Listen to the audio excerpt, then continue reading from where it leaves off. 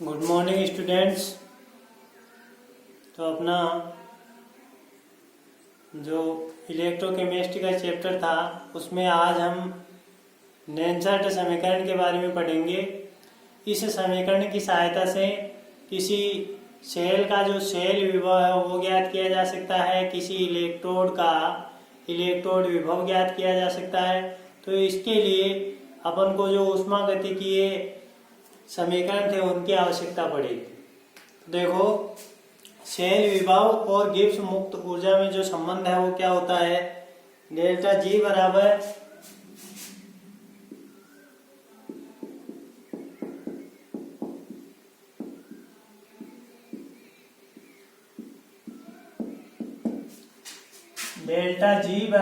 क्या होता है -NF(E), जहां पर डेल्टा जी आपका क्या है, मुक्त ऊर्जा में परिवर्तन, n स्थानांतरित इलेक्ट्रॉन्स की संख्या है, फैराडे नियतांक, और E क्या है, सेल का सेल विभव। इसको अपन इक्वेशन नंबर क्या नाम दे देते हैं, A। ऐसे ही अगर मानक परिस्थितियों की बात की जाए तो डेल्टा जी नोट बराबर -NF(E नोट) हो जाएगा।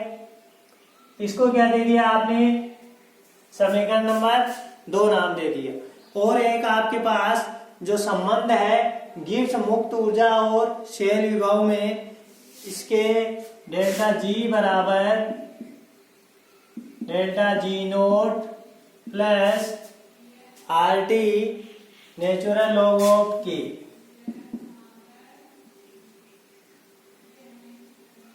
नेचुरल लॉग ऑफ, ये जो संबंध है इस संबंध में अपन डेल जी की वैल्यू रखेंगे और डेल जी नोट की वैल्यू पुटअप करेंगे, ये वाला मान रखेंगे। इसको समीकरण नंबर अपन क्या नाम दे देते हैं, 3। समीकरण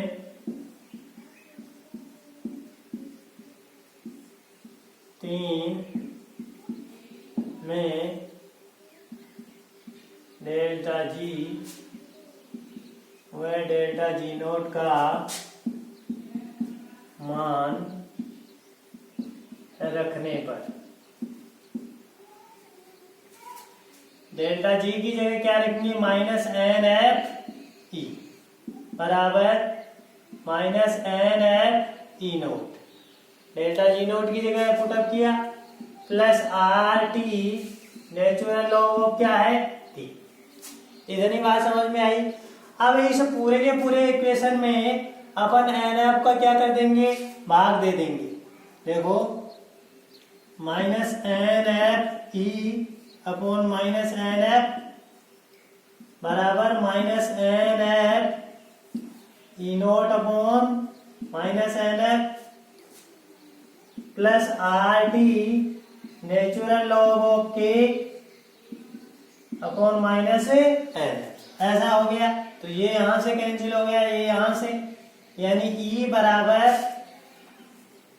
E note minus RT upon NF natural log of, यह है कि नहीं है आपके पास।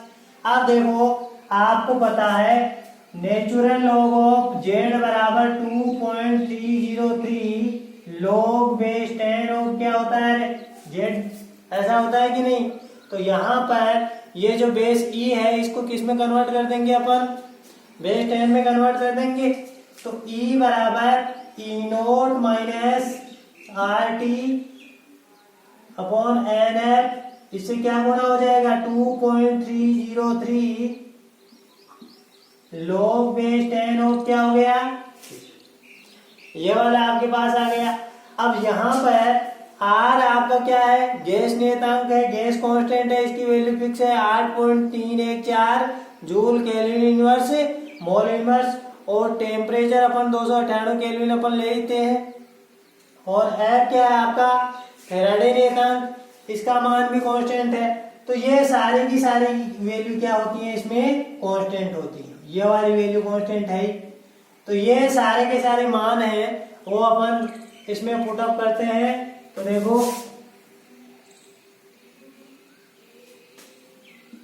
E बराबर E नोट आर गैस नियतांक है, टी टेम्परेचर है और एफ आपका फैराडे कांस्टेंट है।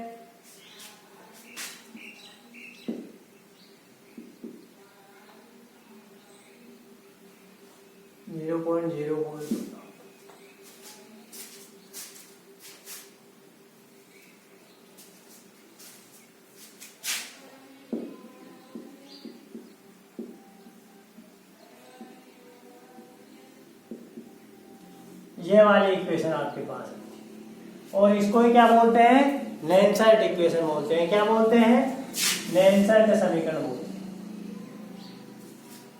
हैं। एक बात ध्यान देना, देखो कैसे अपन ने ये समीकरण अपने लिए, ये जो फाइनल रिजल्ट है ये बहुत बहुत काम का है। इस पर आधारित न्यूमेरिकल प्रश्न पूछ लेता है। किसी सेल का सेल विभव ज्ञात करने के लिए बस आपसे पूछा जा सकता है, किसी इलेक्ट्रोड का इलेक्ट्रोड विभव ज्ञात करने के लिए पूछा जा सकता है। तो इसके लिए आपको दो बातें पता होनी चाहिए।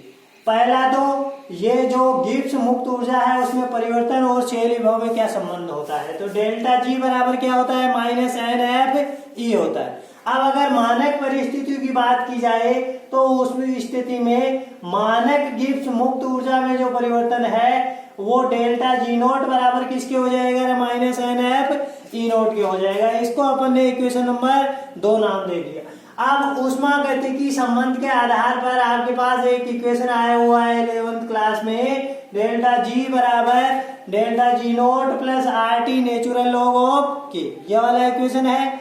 तो इसमें अपन डेल्टा जी की वैल्यू पुटअप करेंगे सेल विभव के पदों में और डेल्टा जी नोट की वैल्यू पुटअप करेंगे। तो आपने रखा तो माइनस एन एफ ई बराबर minus N F E naught plus R T natural log of क्या हो गया, ये यहाँ पर ये वाला जो मान है वो एक दूसरे से कैंसिल आउट हो गया।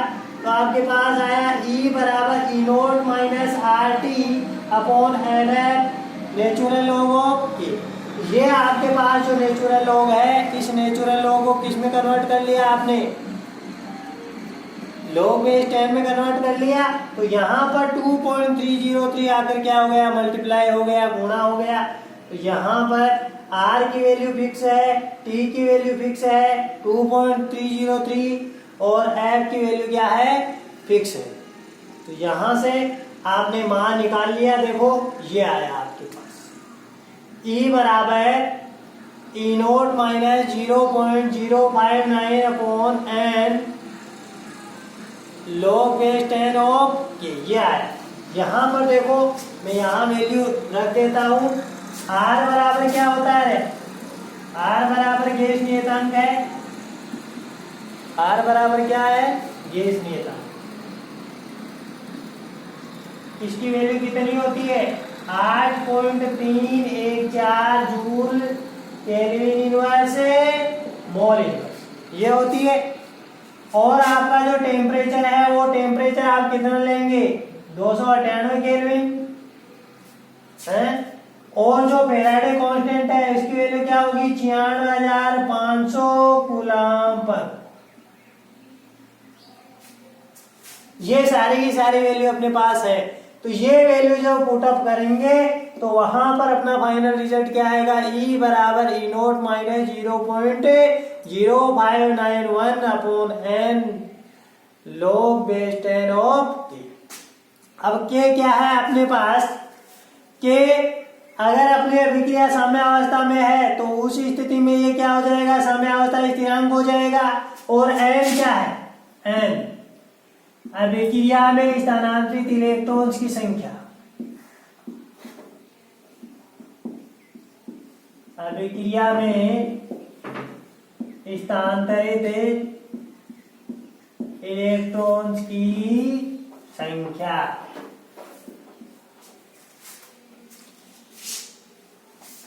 यह आपका नेंसर्ट समीकरण हो गया। अब इस नेंसर्ट समीकरण की उपयोगिता क्या है, देखो इस समीकरण की सहायता से अपन किसी भी सेल का सेल विभव ज्ञात कर सकते हैं, किसी भी इलेक्ट्रोड का इलेक्ट्रोड विभव ज्ञात कर सकते हैं। देखो कैसे,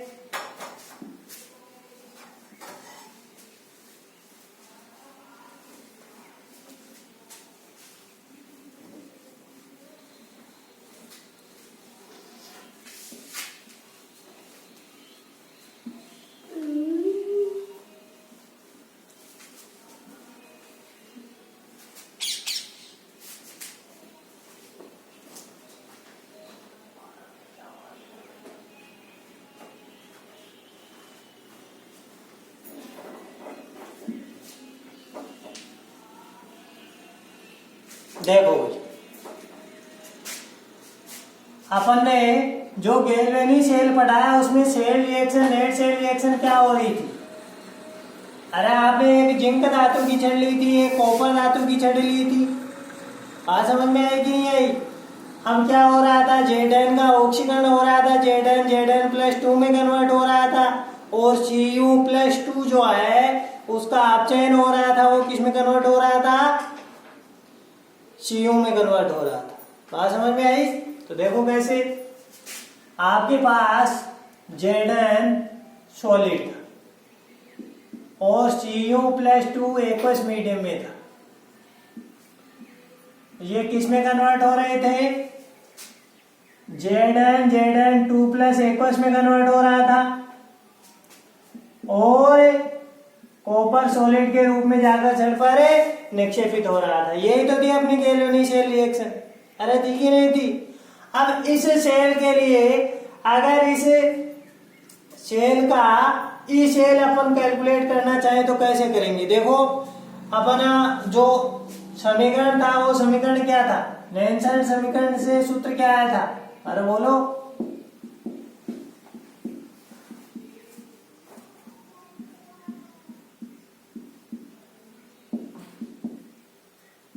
ई बराबर क्या आया था?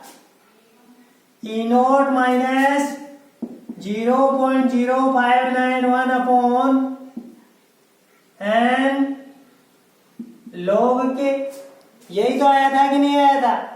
अब इस स्थिति में अपन देखें तो n की वैल्यू कितनी हो जाएगी? देखो Zn सॉलिड है, वो 2 इलेक्ट्रॉन त्याग रहा है। कितने इलेक्ट्रॉन लूज किए उसने? 2 इलेक्ट्रॉन लूज किए। तो इस अभिक्रिया में स्थानांतरित इलेक्ट्रॉन्स की संख्या कितनी हो गई? 2। ऐसे ही Cu+2 है तो उसने कितने इलेक्ट्रॉन गेन किए? 2 इलेक्ट्रॉन। अरे कितने इलेक्ट्रॉन गेन किए? 2 इलेक्ट्रॉन।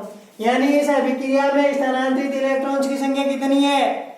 2। तो यहां पर n बराबर क्या होता है अभिक्रिया में? स्थानांतरित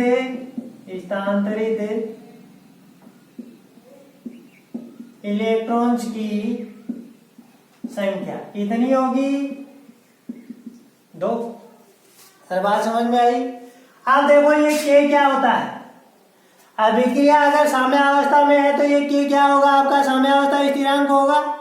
अरे होगा कि नहीं होगा? अब साम्यावस्था स्थिरांक क्या होता है? साम्यावस्था स्थिरांक जो अपने उत्पाद है उनकी सांद्रता बटा क्रियाकारकों की सांद्रता का अनुपात होता है। देखो एक बार देखेंगे, कोई अभिक्रिया अगर अग्र दिशा में संपन्न हो रही है तो उसके अग्र दिशा में संपन्न होने के लिए अभिक्रिया का जो वेग है वो क्रियाकारकों की सांद्रता पर निर्भर करता है।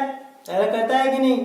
अभिक्रिया अग्र दिशा में संपन्न हो रही है तो अग्र दिशा में अभिक्रिया के जो वेग है वो क्रियाकारकों की सांद्रता पर निर्भर करता है। यानी अपनी जो ये वाली अभिक्रिया है वो अग्र दिशा में संपन्न हो रही है तो द्रव्य अनुपातिक क्रिया नियम के अनुसार अभिक्रिया का जो वेग है ये वेग हो गया r फॉरवर्ड रिएक्शन के लिए जो वेग है वो अपने जो क्रिया कारक है उनकी सांद्रता पर निर्भर करेगा।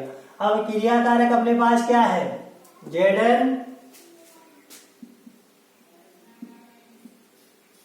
और क्या है? Cu2। बात समझ में आई? अगर अभिक्रिया का वेग क्रिया कारकों की सांद्रता क्या होता है? समानुपाती। अरे द्रव्यानुपातिक क्रिया नियम के अनुसार है कि नहीं है? तो अगर मैं Rf लिखना चाहूं तो मेरे पास एक कांस्टेंट आएगा, समानुपातिक चिन्ह आपने हटाया तो उसको मैं क्या लिख लेता हूं? Kf लिख लेता हूं। Kf क्या अपना अगर अभिक्रिया के लिए क्या है? वेग स्थिरांक है। समझ गए? Zn की कंसंट्रेशन और Cu2+ की कंसंट्रेशन। बात समझ में आई? ऐसे ही अभिक्रिया अगर पश्च दिशा में संपन्न होती है तो पश्च दिशा में अभिक्रिया संपन्न होने के लिए जो अभिक्रिया का वेग है वो उत्पादों की सांद्रता पर निर्भर करेगा, क्योंकि अभिक्रिया अगर ऐसे जाएगी तो इस स्थिति में क्रियाकारक ये हो जाएंगे। अरे होंगे कि नहीं होंगे? अभिक्रिया पश्च दिशा में जाती है तो ये क्रिया कारक की तरह कार्य करेंगे और अभिक्रिया का वेग इन दोनों की सांद्रताओं पर ही क्या करेगा, निर्भर करेगा। यानी पश्च अभिक्रिया हेतु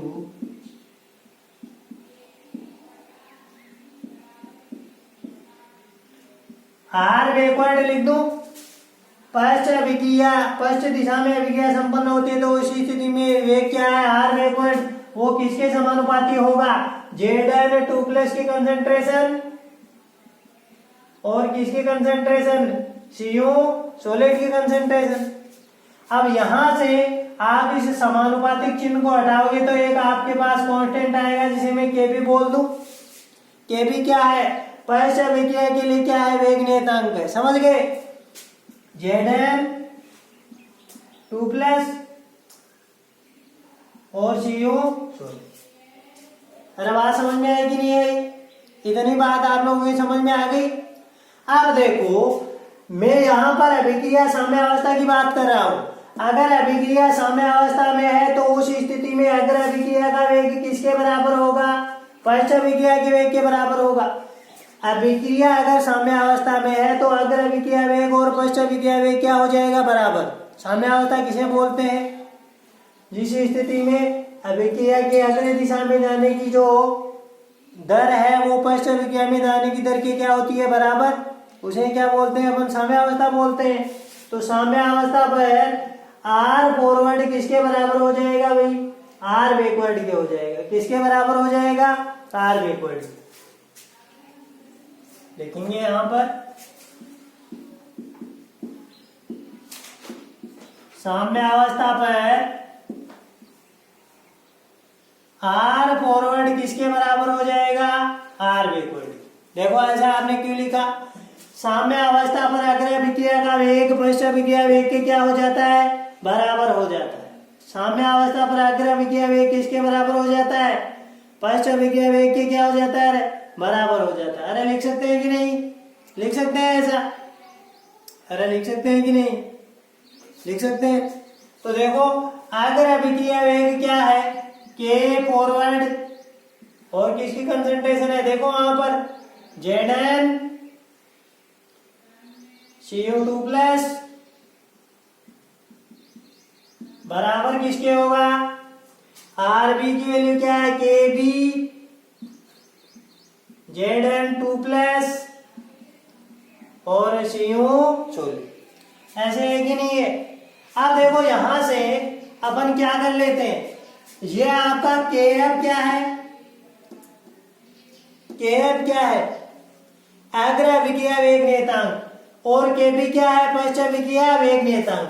तो इस Kb को मैं इधर ले आता हूं तो Kf अपॉन क्या हो गया, Kb, Kf अपॉन क्या हो गया, Kb बराबर इधर क्या बच गया आपका, Zn 2+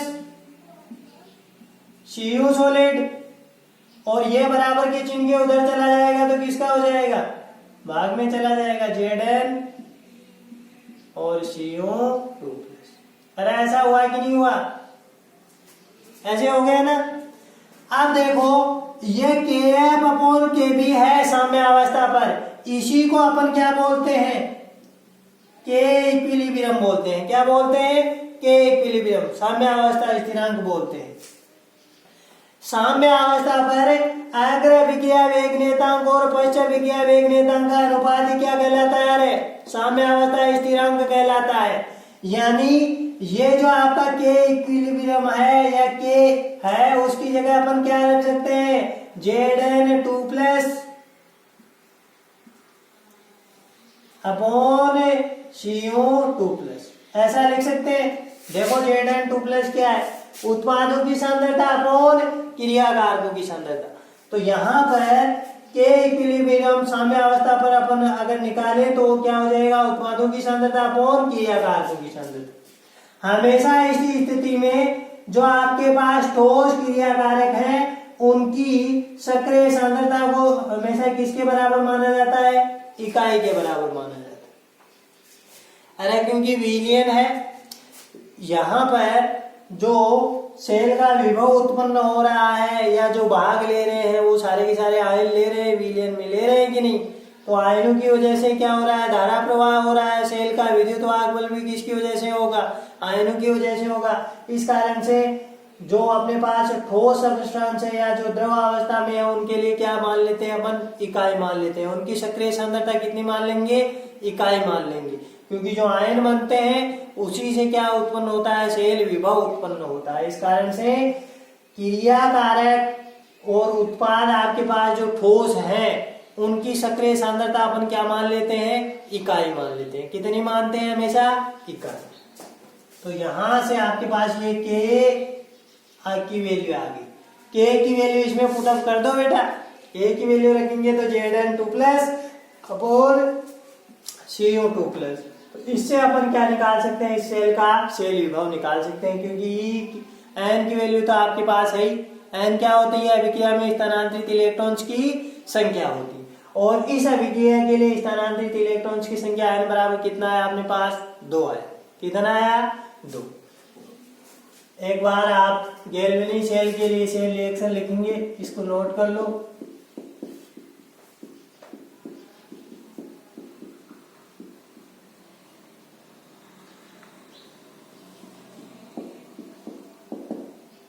गैल्वेनिक सेल हेतु लिख लो, सेल रिएक्शन क्या है, Zn solid plus CO2 plus aqueous convert हो रहा है Zn2 प्लस एक्वस और CO सॉलिड।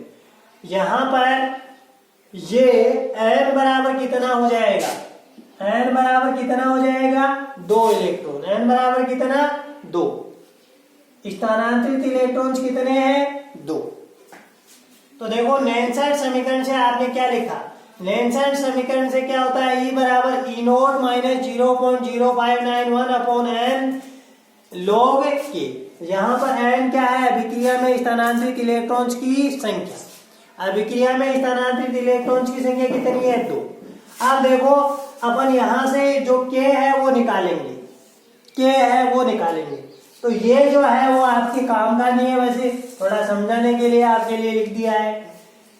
अभिक्रिया का जो वेग है वो अग्र अभिक्रिया हेतु, तो ऐसा मैं लिख देता हूं, अग्र अभिक्रिया हेतु।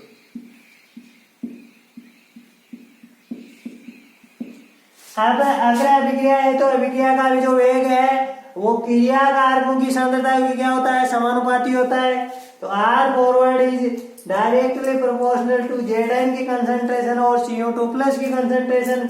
ये आपने कांस्टेंट यहाँ पर आ गया, Kf आ गया।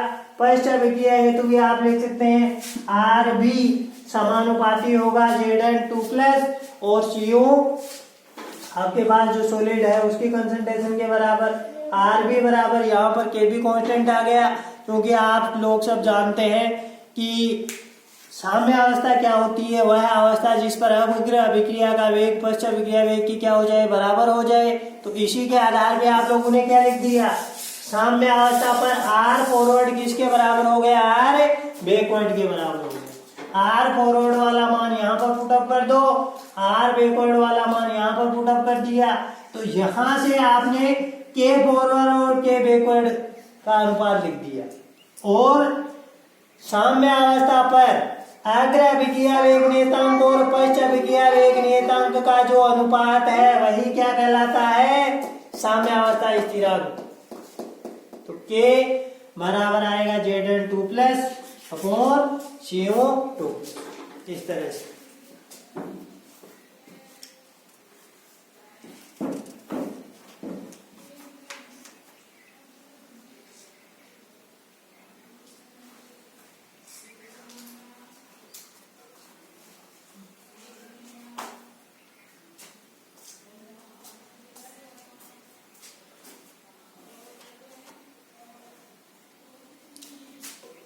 नेक्स्ट लाइन में डैश डाल के लिखेंगे या इसी के साथ में लिख लेंगे।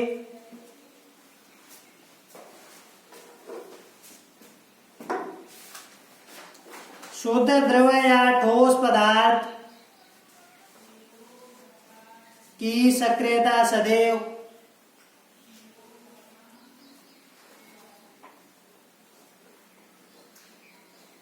एक होती है, एक होती है।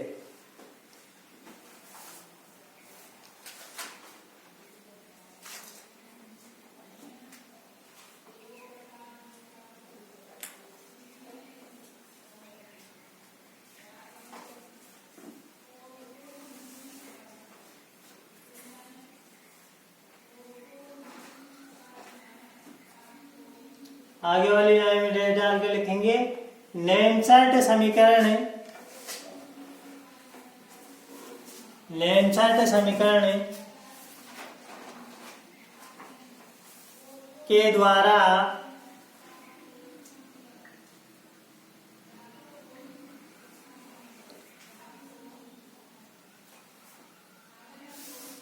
किसी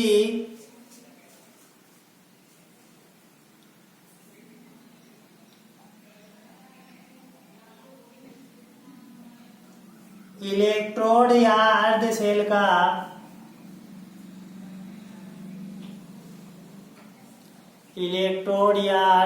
का शेल विभव ज्ञात किया जा सकता है।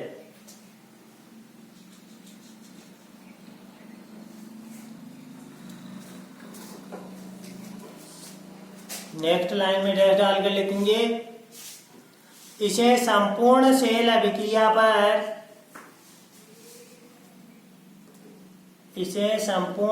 अभिक्रिया पर लागू करके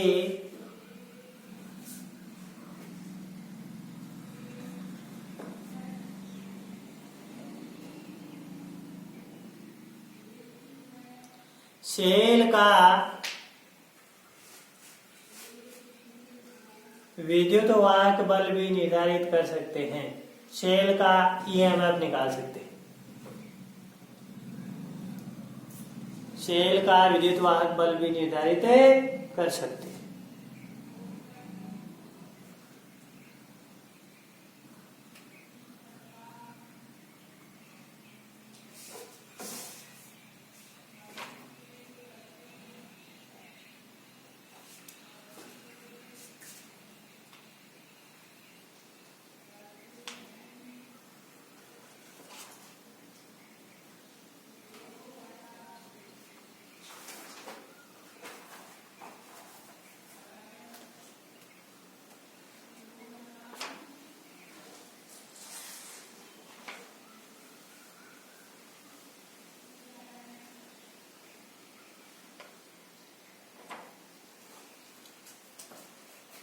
आ गया समझ में? अब देखो अपन इस चैप्टर के जो न्यूमेरिकल प्रश्न है उनकी चर्चा करते हैं। पहला प्रश्न अपन देखते हैं, पेज नंबर 64 पर है।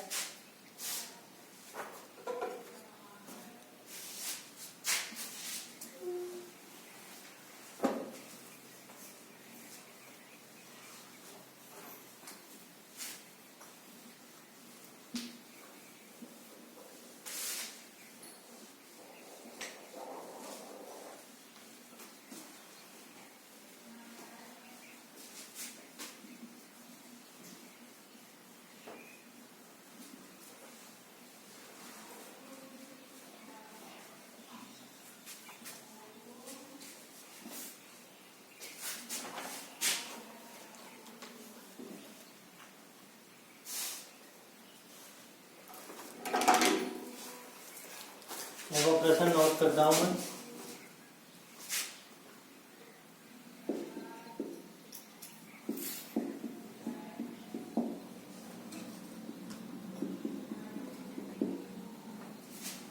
Zero point zero zero one molar KCl विलयन युक्त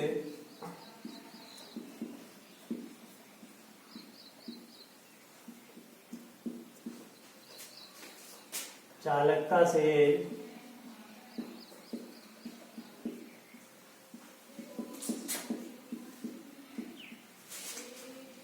का प्रतिरोध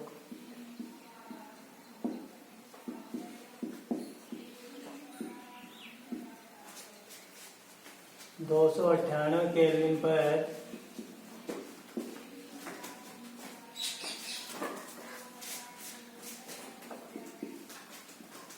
1500 ओम है।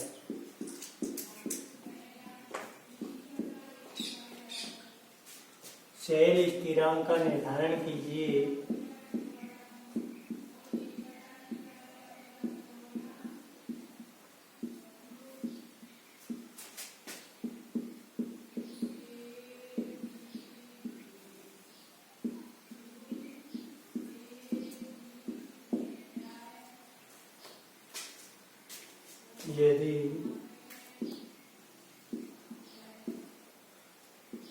298 केल्विन पर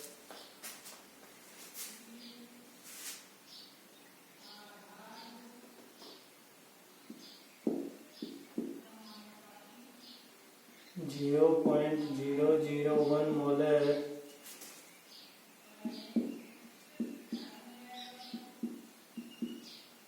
KCl विलयन की चालकता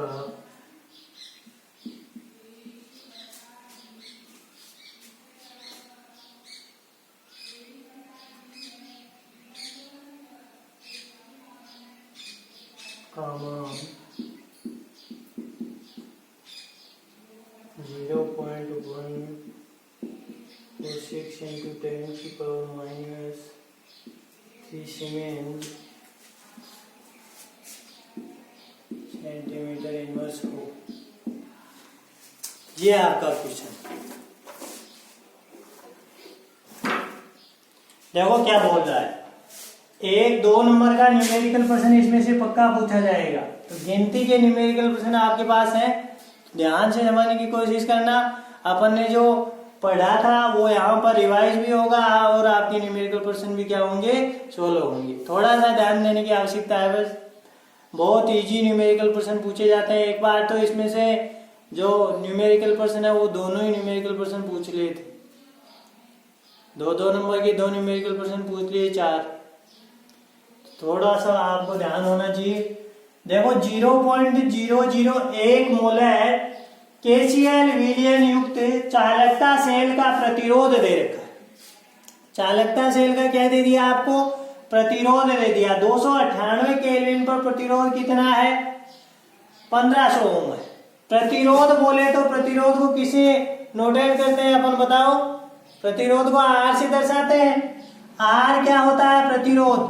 अरे प्रतिरोध को किससे दर्शाते हैं, R से। प्रतिरोध R बराबर कितना है, 1500। इसको ऐसे दर्शा दो, समझ में आ गई बात। आप देखो इस सेल के सेल स्थिरांक का निर्धारण करना है। तो सेल स्थिरांक को आपने किससे दर्शाया था, बताओ देखें। सेल स्थिरांक को आपने किससे दर्शाया था, अरे एक्स से दर्शाया था कि नहीं। सेल स्थिरांक को अपन ने किससे दर्शाया था, सेल स्थिरांक को अपन ने एक्स से लिखा था। याद में तो सेल स्थिरांक एक्स आपको क्या करना है, ज्ञात करना। समझ में आ गई बात। अब देखो और क्या बोल रहा है, यदि 298 केल्विन पर 0.001 मोलर KCl विलयन की चालकता आपको दे दी। अब ये जो चालकता है, इस चालकता को आप इकाई से देखकर भी समझ सकते हैं। चालकता कितनी दी, 0.146 इंटू 10 की पावर -3 सीमेंस सेंटीमीटर इनवर्स। अरे बात समझ में आई कि नहीं आई। सीमेंस सेंटीमीटर इनवर्स दे रखी है, तो ये आपका K दे रखा है कि C दे रखा है, बताओ। एक तो क्या होती है, K होता है। K तो क्या होता है, चालकता या विशिष्ट चालकत्व होता है। और ये क्या होता है, C होता है। C क्या होता है आपका, चालकत्व। C क्या होता है, चालकत्व। अलग अलग सेपरेट बताया था आपको। C क्या होता है, चालकत्व है, और K क्या होता है, विशिष्ट चालकत्व या चालकता। बात समझ में आई। तो यहां पर आपको ये K दे रखा है कि C दे रखा है, रे बिल्कुल इकाई को देखकर अपन समझ जाएंगे कि ये यहां पर साफ लिखा भी है कि चालकता है। चालकता है तो क्या है ये आपका, देखो मैं दोनों चीजें लिखता हूं, चालकता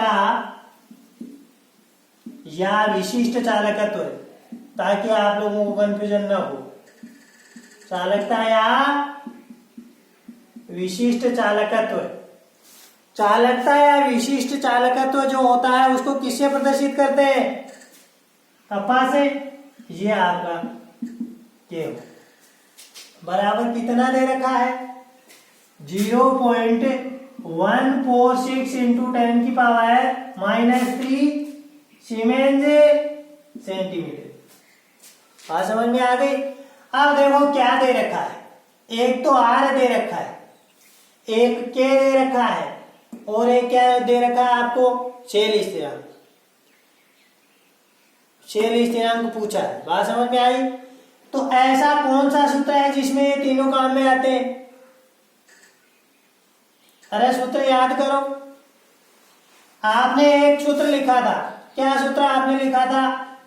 K बराबर C इंटू एक्स लिखा था कि नहीं? ये सूत्र लिखा था।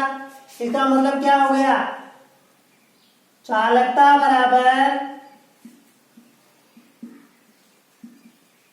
C क्या था आपका? चालकत्व है। C क्या था?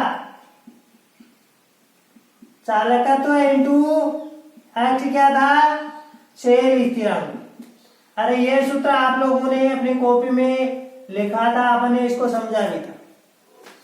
चालकता बराबर चालकत्व इंटू क्या था? शेल स्थिरांक। आप देखो, आपको चालकता दे रखी है क्या?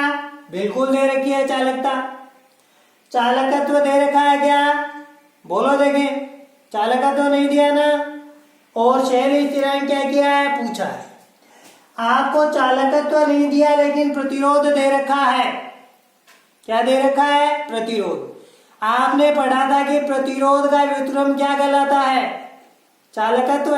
अरे प्रतिरोध का व्युत्क्रम में क्या कहलाता है? चालकत्व। तो इस चालकत्व की जगह अपन देखो C बराबर चालकत्व बराबर क्या होता है? 1/r। C बराबर क्या होता है? 1/r। तो यहां से अपने पास इस C की वैल्यू भी आ जाएगी। जब आपको चालकत्व पूछा है और प्रतिरोध अगर दे दिया तो उसका व्युत्क्रम कर देंगे, वो क्या हो जाएगा? उसका चालकत्व हो जाएगा। और शेल स्थिरांक की वैल्यू पूछी है कि नहीं पूछी? तो यहां से मैं ऐसे लिख दूं, K बराबर C की जगह क्या रख दूं? 1/r। अरे लिख दूं, ये चालकत्व क्या होता है? प्रतिरोध का व्युत्क्रम इंटू आपका शेल स्थिरांक क्या है? x। बात समझ में आई? ये r इधर आकर किससे गुणा हो जाएगा? K से, यानी K इंटू आर बराबर किसके हो जाएगा? x के। अरे होगा कि नहीं होगा? x आपका क्या है बताओ? शेल स्थिरांक। x क्या है? शेल स्थिरांक। x क्या है रे? शेल स्थिरांक। तो शेल स्थिरांक बराबर क्या हो गया? चालकता इंटू प्रतिरोध। देखो, शेल स्थिरांक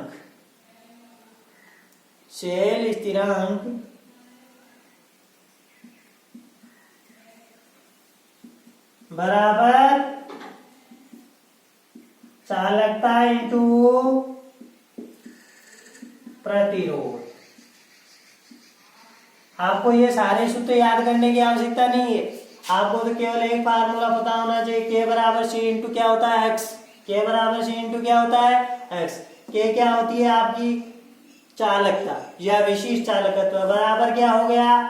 C क्या है? चालकत्व इंटू शेल स्थिरांक। तो ये आपका शेल स्थिरांक का सूत्र हो गया। अब यहां से इस प्रश्न को आप इकाई देखकर भी सोल्व कर सकते थे।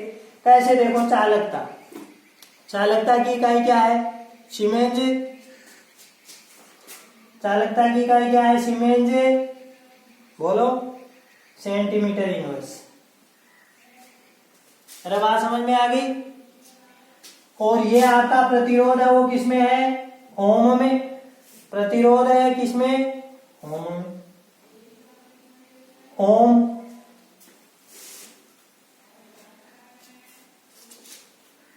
प्रतिरोध देखो है, इस प्रतिरोध का जो मात्रक है वो क्या होता है? ओम। क्या होती है इकाई? ओम।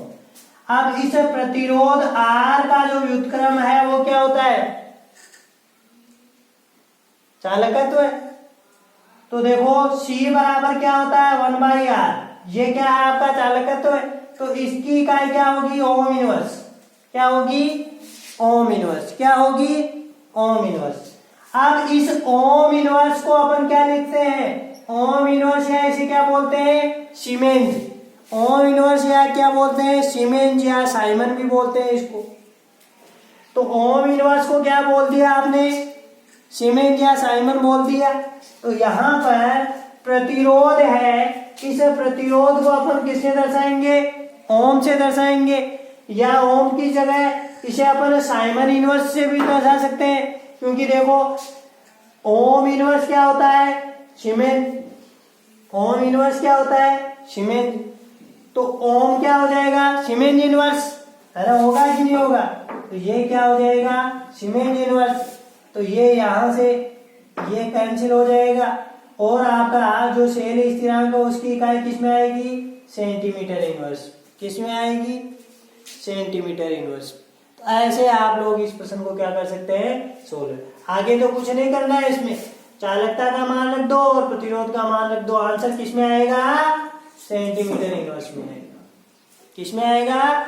सेंटीमीटर इनवर्स में। तो ऐसे अपन अपने इस प्रश्न को सॉल्व कर सकते हैं। दूसरा प्रश्न देखो, नोट कर लो इसको।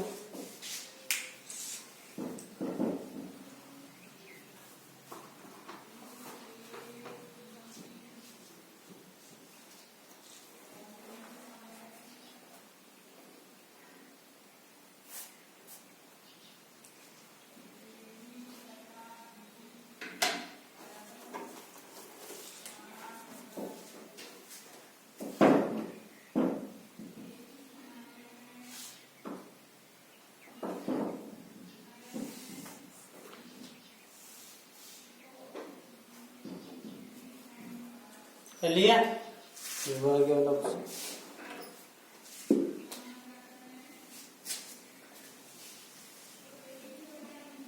ध्यान से समझने की कोशिश करना भाई।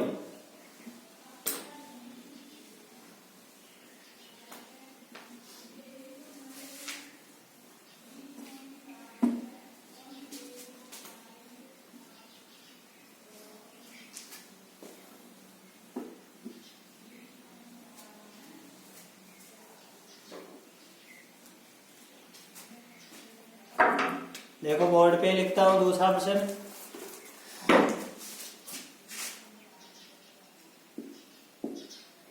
दो सौ 98 केल्विन पर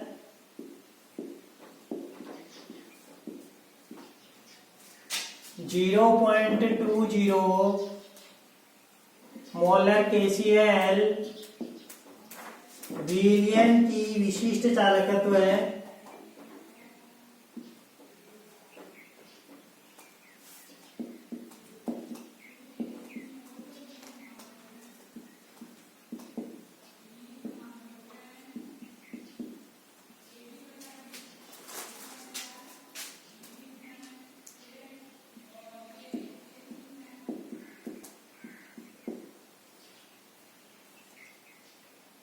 जीरो पॉइंट 0248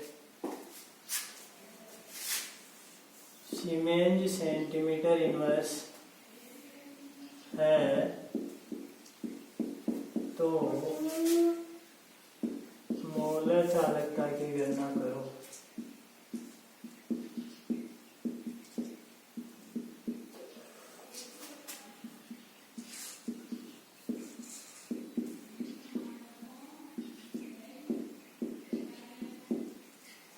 ये आपका ऑप्शन है। समझ में आया? 298 केल्विन की बात कर रहा है, 0.2 मोलर KCl सॉल्यूशन है। समझ गए?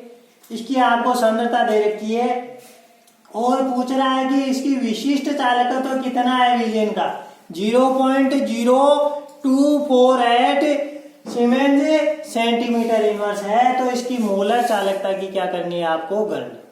तो देखो क्या दे रखा है? विलयन की सांद्रता ऐसी दे रखी है। अरे विलयन की सांद्रता की लिख दो, विलयन की सांद्रता C बराबर कितना दे रखा है? 0.2 दे दी। और क्या दे रखा है? विशिष्ट चालकत्व। आपकी बात देखो, चालकता शब्द काम में नहीं लिया है इसने, क्या लिया है? विशिष्ट चालकत्व। तो विशिष्ट चालकत्व को देखकर आप लोग क्या समझ जाओगे कि ये क्या है? चालकता ही है, ये के ही है। समझ गए ना? अरे विशिष्ट चालकत्व बोले चाहे चालकता बोले एक ही बात है। तो विशिष्ट चालकत्व है, दोनों बातें लिखते हैं अपन। विशिष्ट चालकत्व या चालकता बराबर कितनी दे रखी है? अरे बोलो 0.0248 सीमेंस सेंटीमीटर इनवर्स। और क्या पूछा है? मोलर चालकता पूछिए। तो मोलर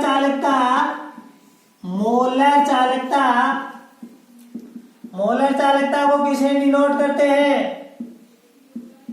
लैम्डा एम से। ये आपसे क्या करिए पूछ, तो कैसे प्रश्न हल करेंगे? मोलर चालकता का जो फार्मूला है वो याद करो। लैम्डा एम बराबर क्या होता है? के इंटू 1000 बाई, अरे यही तो था ना। तो यहां पर अपना जो ये के था, कप्पा था, ये क्या है? चालकता या विशिष्ट चालकत्व है। 1000 आपके पास यहां पर गुणा हो रहा था, और एम क्या था? विलेन की सांद्रता। अरे सांद्रता थी कि नहीं? तो यहां पर ये वाली वैल्यू पुट अप कर दो, के की वैल्यू रख दो, देखो कितनी है? 0.0248 इंटू 1000, एम की वैल्यू 0.20। ऐसे हो गया। अब इसको आप क्या कर लेंगे? आगे सोल्व कर लेंगे। तो आपका आंसर किसमें आएगा? बोलो देखें। सीमेंस सेंटीमीटर स्क्वायर मोल। आंसर किसमें आएगा? सीमेंस सेंटीमीटर स्क्वायर मोल। हाँ, समझ में आ गई? कैसे है देखो, यहां से देखना। ये आपका जो कप्पा है इसकी इकाई क्या होती है? Siemens centimetre inverse. अरे यही है ना। अब आपके पास 1000 गुणा हो रहा है, वो अपने सूत्र के उस टाइम पर देख लिया था। और ये आपकी क्या है? सांद्रता। तो ये किसमें है? मोल पर लीटर। किसमें है? मोल पर लीटर। है कि नहीं है? आप देखो, अपन लीटर को किसमें? ये सेंटीमीटर में है, ये लीटर में है। तो 1 लीटर बराबर कितने होते हैं? 1 लीटर बराबर 1000 सेंटीमीटर क्यूब होते हैं। अरे होते हैं कि नहीं? 1 लीटर बराबर कितने होते हैं? 1000 सेंटीमीटर क्यूब होते हैं।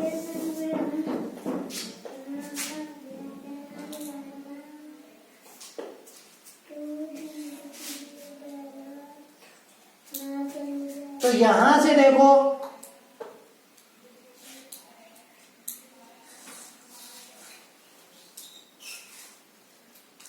यहां से लीटर को सेंटीमीटर क्यूब में अगर बदलेंगे तो यहां पर ये जो लीटर यहां पर बैठा है, ये लीटर इनवर्स में है, यानी ऊपर जाएगा। अरे ऊपर जाएगा कि नहीं जाएगा? जब ये ऊपर जाएगा तो ऊपर कितने हो जाएंगे? 3 सेंटीमीटर क्यूब हो जाएंगे। ये सेंटीमीटर क्यूब ऊपर जाएगा, ये सेंटीमीटर क्यूब इस 1 सेंटीमीटर इनवर्स से तो क्या हो जाएगा? कैंसिल हो जाएगा। और कितना बच जाएगा आपके पास? सेंटीमीटर स्क्वायर बच जाएगा। और मोल नीचे बैठा है, वो ऊपर जाएगी, क्या हो जाएगा? मोल इनवर्स हो जाएगा। तो इस तरह से अपन की क्या निकाल लेंगे? इसकी इकाई निकाल लेंगे। और अगर ये आपके पास सीमेंस सेंटीमीटर इनवर्स में न देकर किसमें दे दे? सीमेंस मीटर इनवर्स में दे दे। किसमें दे दे? सीमेंस मीटर इनवर्स में दे दे। तो आपको कौन सा सूत्र लगाना है? लैम्डा एम बराबर के अपॉन एम इंटू 1000। बात समझ में आ गई? ये दोनों में डिफरेंस है। अगर इसकी इकाई सीमेंस सेंटीमीटर इनवर्स में दे तब तो कौन सा सूत्र लगाना है? के इंटू 1000 बाई एम। पहले भी आप लोगों को बताया था। और अगर ये सीमेंस मीटर इनवर्स में आप लोगों को दे दे तो उस स्थिति में कौन सा सूत्र लगेगा? के अपॉन m इंटू 1000। ऊपर 1000 कब गुणा होगा? जब सेंटीमीटर में हो इकाई, और नीचे कब होगा? जब किसमें हो? मीटर में। समझ में आ गई बात? ऐसी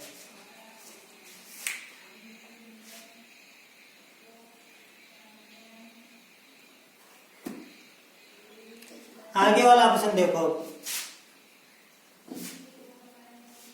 इस तरह से हल कर लेंगे। नोट कर लो इसको, नहीं किया तो।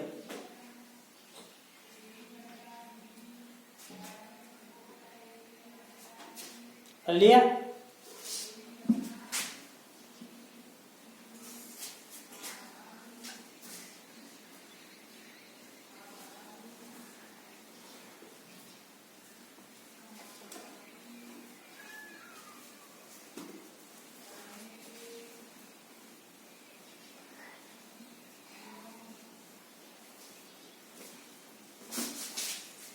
देखो तीसरा प्रश्न देखो भाई।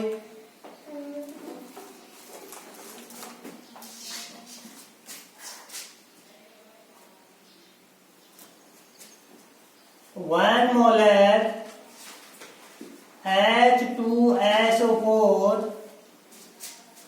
विलयन की विशिष्ट चालकत्व है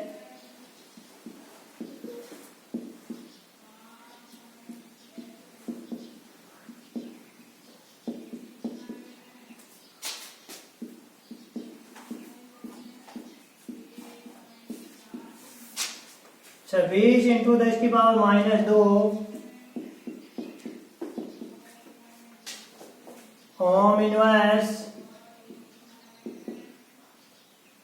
सेंटीमीटर इनवर्स है।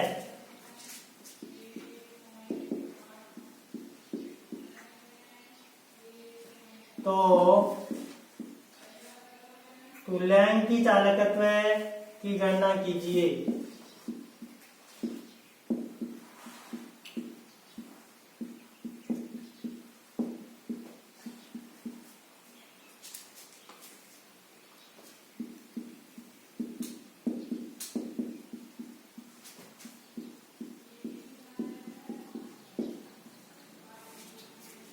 यदि विलयन का प्रतिरोध कीजिए, जबकि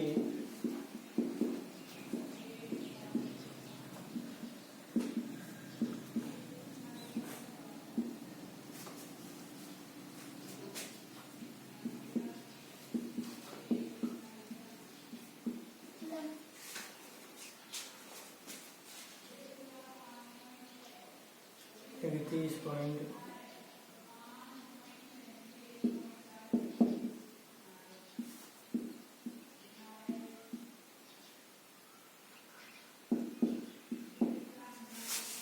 ये आपका ऑप्शन। समझ में आ गई बात? देखो 1 मोलर H2SO4 विलयन है, उसका विशिष्ट चालकत्व तो आपको दे दिया 26 into 10⁻², ohm inverse centimetre inverse दिया है। बात समझ में आ गई? अरे ओम इनवर्स को अपन क्या लिख सकते हैं? सीमेंस भी लिख सकते हैं। तो सीमेंस सेंटीमीटर इनवर्स ही दे रखा है। सीमेंस सेंटीमीटर इनवर्स किसकी इकाई होती है? किसकी इकाई होती है? विशिष्ट चालकत्व या चालकता की। विशिष्ट चालकत्व बोले चाहे चालकता बोले एक ही बात है। विशिष्ट चालकत्व या चालकता क्या है? एक ही बात। तो देखो यहां पर विशिष्ट चालकत्व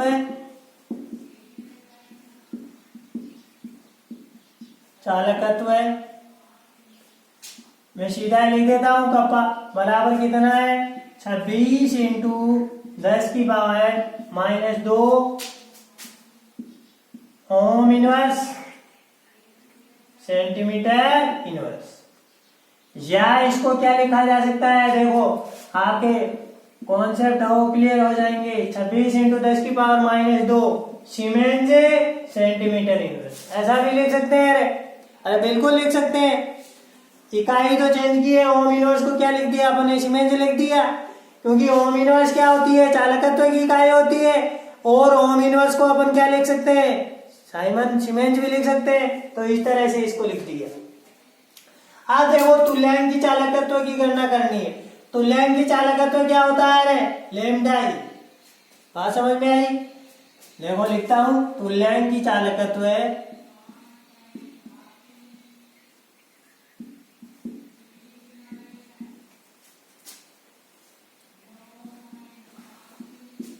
लैम्डा ई बराबर ज्ञात।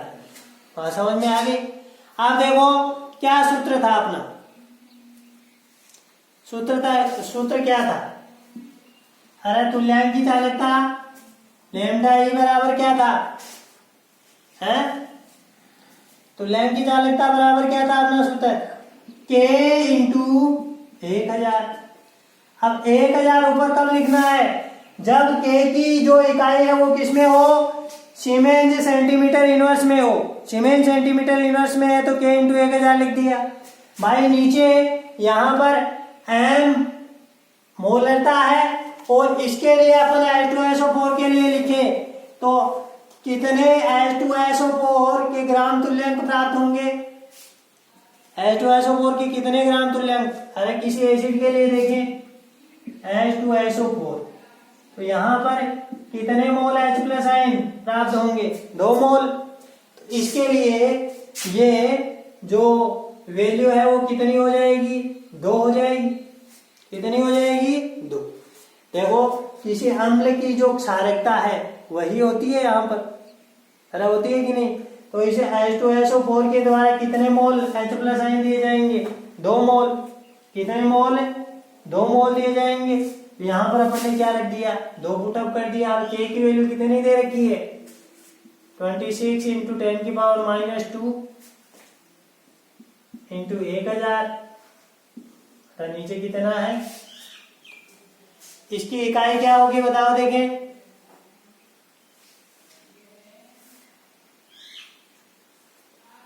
बोलो।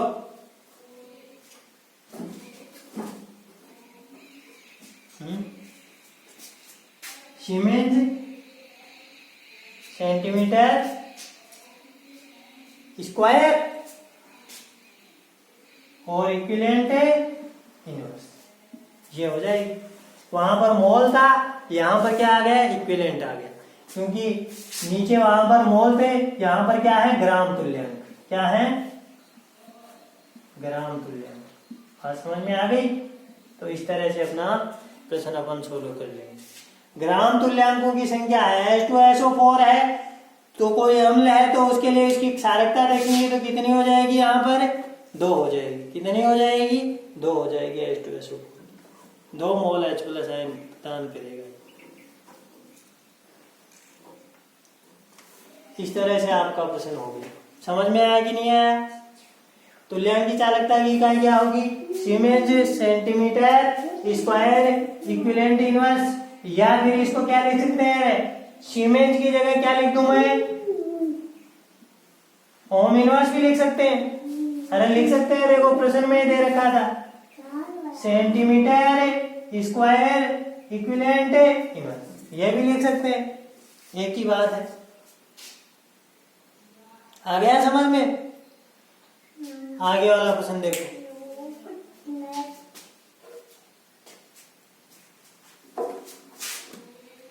चौथा प्रश्न पढ़ो।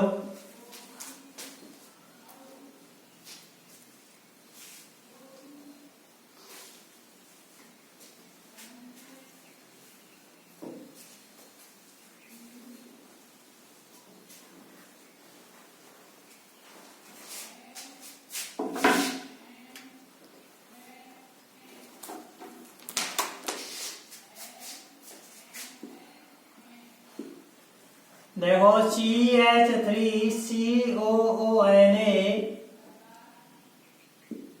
HCl एवं NaCl की 298 केल्विन पर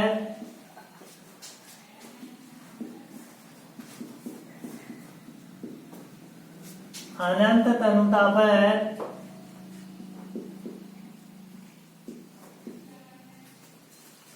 मोलर चालकत्व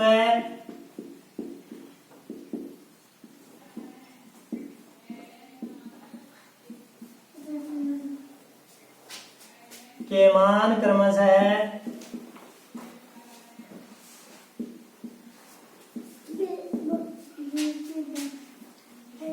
51.0 425.4 एवं 126.4 siemens centimetre square mole inverse हो तो CH3COOH की अनंत अनुपात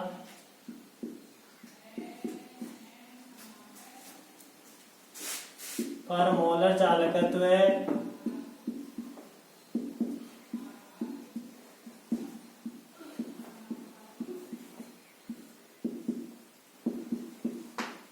याद करो। ऐसा आपको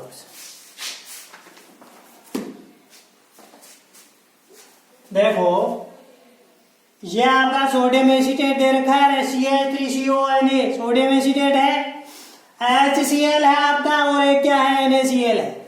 इन तीनों की बात कर रहा है। 298 केल्विन पर अनंत अनुता पर मोलर चालकता की मान दे रखी है। अरे सारे के सारे प्रबल वैद्युत अपघट्य हैं। देखो कैसे, अरे ये दुर्बल, इसके साथ में ये प्रबल, तो प्रबल प्लस दुर्बल क्या बनेगा, प्रबल वैद्युत अपघट्य ही होगा। ये HCl प्रबल अम्ल है तो प्रबल वैद्युत अपघट्य है, और NaCl प्रबल अम्ल प्रबल क्षार से बना लवण क्या होगा, प्रबल वैद्युत अपघट्य होगा। तो ये तीन आपके पास जो वैद्युत अपघट्य दे रखे हैं, इनकी अनंत तनुता पर आपको मोलर चालकता दे रखी है, मोलर चालकत्व का मान दे रखा है। फिर पूछता है कि CH3COH एसिटिक अम्ल की अनंत तनुता पर मोलर चालकत्व कितना होगा। यानी ये आपका क्या है, दुर्बल वैद्युत अपघट्य, वीक इलेक्ट्रोलाइट, क्या है, वीक इलेक्ट्रोलाइट। तो दुर्बल वैद्युत अपघट्य की अनंत तनुता पर आपको मोलर चालकता अगर ज्ञात करनी है तो वो किसके आधार पर, अपन प्रबल वैद्युत अपघट्य की सहायता लेते हुए ज्ञात कर सकते हैं। क्योंकि सामान्यतः दुर्बल जो वैद्युत अपघट्य होते हैं वो सामान्य सांद्रता पर पूर्णतः आयनिक या वियोजित नहीं होते हैं, इस कारण से इनकी चालकता का ऐसे निर्धारण नहीं किया जा सकता। तो कोलराउस ने इसके लिए नियम दिया था। देखो, आपका जो वैद्युत अपघट्य है इसकी अनंत अनुता पर मोलर चालकता की गणना कर रहे हैं अपन, CH3COOH है। तो किसी भी दुर्बल वैद्युत अपघट्य की अनंत तनुता पर मोलर चालकता क्या होती है, इसमें उपस्थित धनायन और ऋणायन की जो आयनिक चालकताएं हैं उनके योग के बराबर होती है। तो ये किसके बराबर होगी,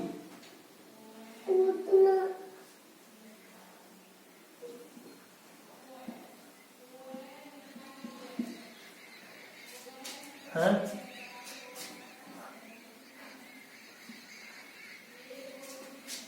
ये धनायन हो गया, ऋणायन हो गया, और ये क्या हो गया, इसमें उपस्थित धनायन है। किसी भी वैद्युत अपघट्य की अनंत अनुता पर मोलर चालकता, ये मैं मोलर चालकता दर्शा देता हूं, मोलर चालकता उसमें उपस्थित धनायन और ऋणायन की आयनिक चालकता उनके योग के बराबर होती है। बात समझ में आई कि नहीं आई। तो ये होता है इसके लिए, ये इसका ऋणायन और ये क्या हो गया, इसका धनायन, और ये इसकी अनंत अनुता पर मोलर चालकता। बात समझ में आ गई एसिटिक अम्ल की। तो इसमें एक तो एसीटेट आयन है और एक क्या है आपके पास H+ आयन है। मेरे पास एसीटेट ऋणायन और H+ धनायन की अगर मेरे पास आयनिक चालकता आ जाए तो इसके आधार पे मैं एसिटिक अम्ल की अनंत अनुता पर मोलर चालकता निर्धारित कर सकता हूँ। बात समझ में आई कि नहीं आई। तो ये कैसे हो, देखो मेरे को क्या बनाना है, एसिटिक अम्ल बनाना है। तो एसिटिक अम्ल बनाने के लिए क्या करूं, अरे इसमें एसीटेट आयन है ना, तो एसीटेट आयन तो यहां से मेरे को मिल जाएगा। और कौन सा आयन चाहिए मेरे को, H+ चाहिए, तो H+ किसमें है, HCl में। अरे बात समझ में आई कि नहीं आई, ध्यान देखो, देखो दोबारा देखो, ये आपका एसिटिक अम्ल है। इसमें क्या क्या है, इसमें एक तो एसीटेट आयन है और एक H+ आयन है। तो एसीटेट आयन मेरे को कहाँ से मिलेगा? सोडियम एसीटेट से। और H प्लस आयन कहाँ से मिलेगा? HCl से। मिलेगा कि नहीं मिलेगा? अरे दोनों से मिल जाएंगे।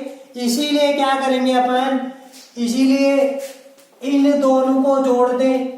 अब इन दोनों को अगर जोड़ दें तो इनमें क्या फालतू रह जाएगा? देखो मेरे को सोडियम तो चाहिए, नहीं फालतू रह गया ना। मेरे को H प्लस तो चाहिए, Cl फालतू रह गया। यानी दोनों में कुल मिलाकर NaCl फालतू रह गया। तो इन दोनों को जोड़कर इनमें से क्या घटा दूं? NaCl घटा दूं। तो मेरे पास क्या आ जाएगा? क्या आ जाएगा? CH3COOH की अनंत अनुता पर मोलर चालकता आ जाएगी। देखो कैसे लिखते हैं एक बार। आपके पास ये अनंत तनुता पर मोलर चालकता है किसकी? CH3COOH सोडियम एसीटेट की है। अरे कितनी दे रखी है रे? 91.0। इकाई क्या होगी? Siemens centimetre square mole inverse. है कि नहीं है? ऐसे ही अनंत अनुता पर मोलर चालकता किसकी दे रखी है? HCl की। कितनी दे रखी है बोलो? 425.4 siemens centimetre square mole inverse दे रखी है कि नहीं? ऐसे ही अनंत तनुता पर मोलर चालकता है किसकी? NaCl की। कितनी दे दी? कितनी दे रखी है बोलो? 126.4 siemens centimetre square mole inverse. तो देखो आपको CH3COOH चाहिए, तो इसमें से तो मेरे को क्या मिल जाएगा? CH3CO। और H किसमें मिलेगा? इसमें। लेकिन इन दोनों में Na प्लस और Cl माइनस एक्स्ट्रा आ गए, तो इनको आपको क्या कर देना है? घटा देना है। यानी इसको मैं 1 नंबर नाम दे दूं, इसको 2 नंबर, इसको 3 नंबर। अरे बात समझ में आई कि नहीं आई? तो देखो क्या हो जाएगा। इक्वेशन 1, 2 व 3 से 1 और 2 को जोड़ो और 3 को घटाओ। देखो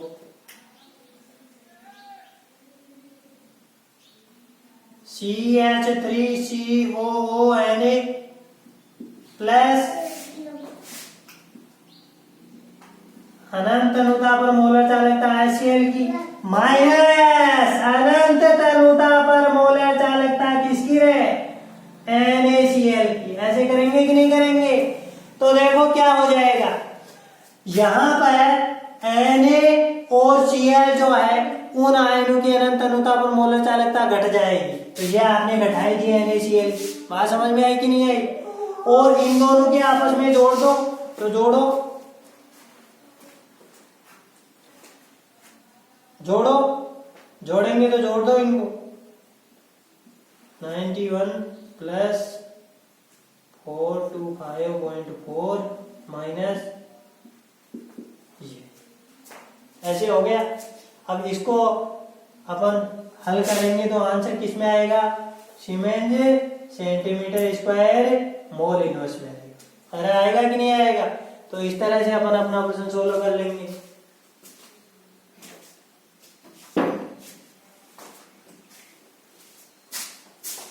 ये आपका आंसर आ जाएगा। और ये मान किसका आएगा बताओ? यहां पर Na गया, ये Cl गया NaCl के रूप में। क्या बच गया? एसीटेट आयन और H प्लस आयन, यानी एसिटिक अम्ल की आएगी कि नहीं आएगी ये? तो ये वाला जो प्रश्न था वो आपकी बार परीक्षा में पूछा गया था। बात समझ में आई कि नहीं आई? तो कोई भी आपके पास दुर्बल वैद्युत अपघट्य है, उसकी अनंत अनुता पर मोलर चालकता पूछे, उसके लिए अगर सीधी की सीधी वैल्यू आपको दे दे, ऐसे ही वैद्युत अपघट्य की मोलर चालकता के मान दे दे, तो कुछ को जोड़ दो, कुछ को घटा दो। बचना क्या चाहिए आपके पास? कुल मिलाकर लास्ट में जो पूछे वही बचना चाहिए। यहाँ पर एसिटिक अम्ल बचना चाहिए ना, तो एसिटिक अम्ल बचने के लिए अपन ने क्या, एक तो एसीटेट आयन बचा लिया और एक H प्लस आयन बचा लिया। बाहर क्या निकाला है? NaCl बाहर निकालना चाहिए, तो NaCl को ही बाहर निकाला है। आ गई बात समझ में? इस तरह से सोल्व करेंगे। अब यहाँ पर ऐसे न देकर जो धनायन थे और ऋणायन थे उनकी मोलर चालकता भी दे सकता था, मोलर आयनिक चालकता, लेकिन वो यहाँ पर नहीं दी। सीधा ही प्रश्न अपन से क्या कर लिया, पुटअप कर लिया। तो इस तरह से कोलराउस के नियम के आधार पे अपन इसको निकाल सकते हैं। ये वैल्यू किसकी आएगी, अनंत अनुता पर मोलर चालकता आएगी किसकी, अपने एसिटिक अम्ल की, CH3COOH की। ऐसे आ गया समझ में। आगे वाला प्रश्न देखो।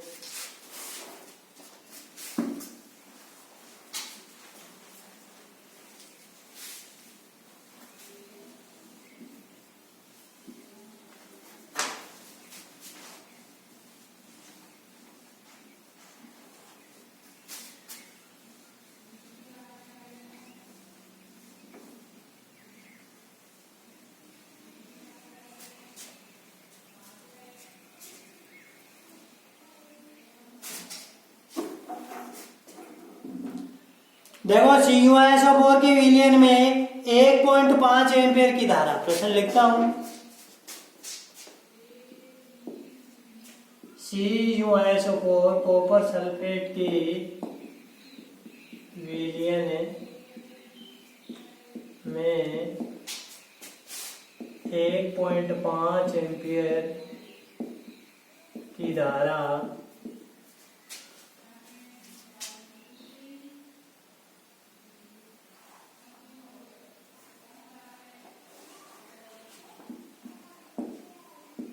दस मिनट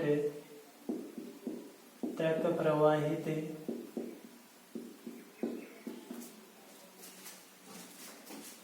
कर विद्युत अपघटन किया जाता है।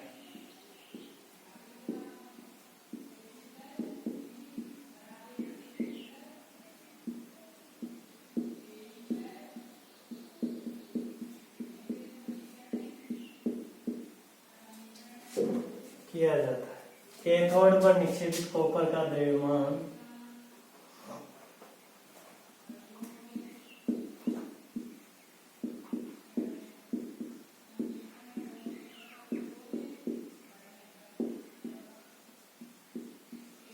कॉपर का द्रव्यमान क्या होगा।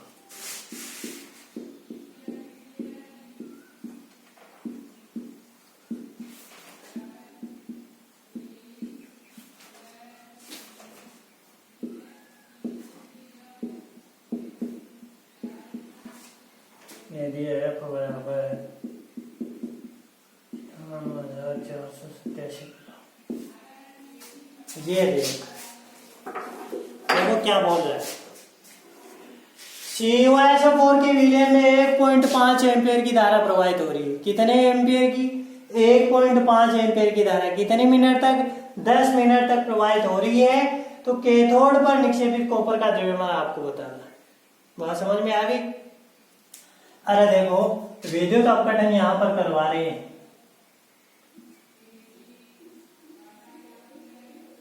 ये बैटरी जोड़ दी यहां। बात समझ में आ गई। अब विद्युत अपघटन के लिए अपन ने फैराडे के 2 नियम पढ़े थे। क्या होगा देखो, CuSO4 के विलयन में अगर अपन विद्युत धारा प्रवाहित करेंगे तो Cu2+ जो आयन है वो कैथोड पर जाकर निक्षेपित होंगे कॉपर सॉलिड के रूप में। अरे होंगे कि नहीं होंगे, कॉपर के रूप में इस छड़ पर जाकर जमा हो जाएंगे Cu2+ आयन।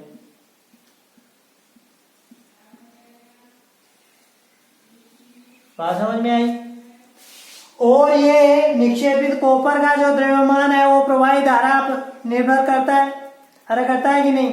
देखो इसको इसकी समीकरण नीति के आधार पर पढ़ो। Cu2+ है वो 2 इलेक्ट्रॉन इस छड़ से गेन करके कॉपर सॉलिड के रूप में निक्षेपित होंगे। अरे ऐसे होगा कि नहीं होगा। अब देखो यहां पर मेरे पास 1 मोल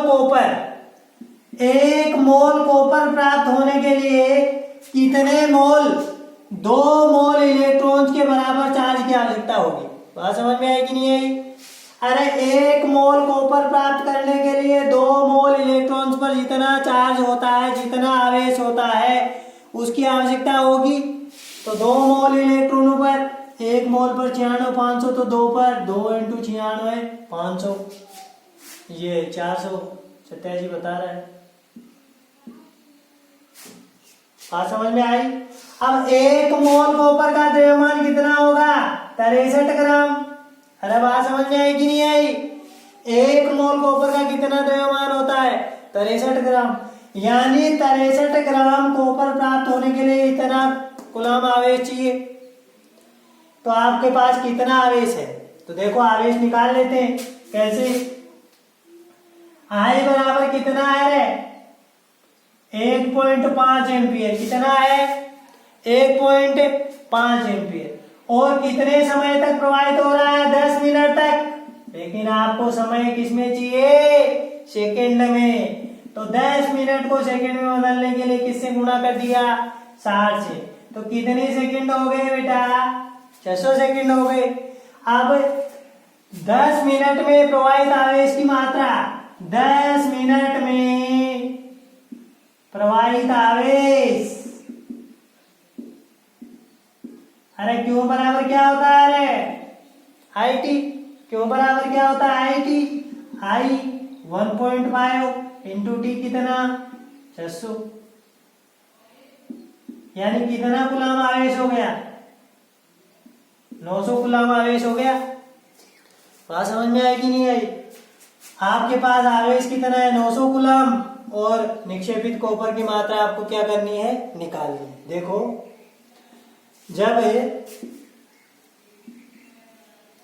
2 इंटू 96,487 कूलम आवेश प्रवाहित करते हैं, 2 इंटू 96,487 कूलम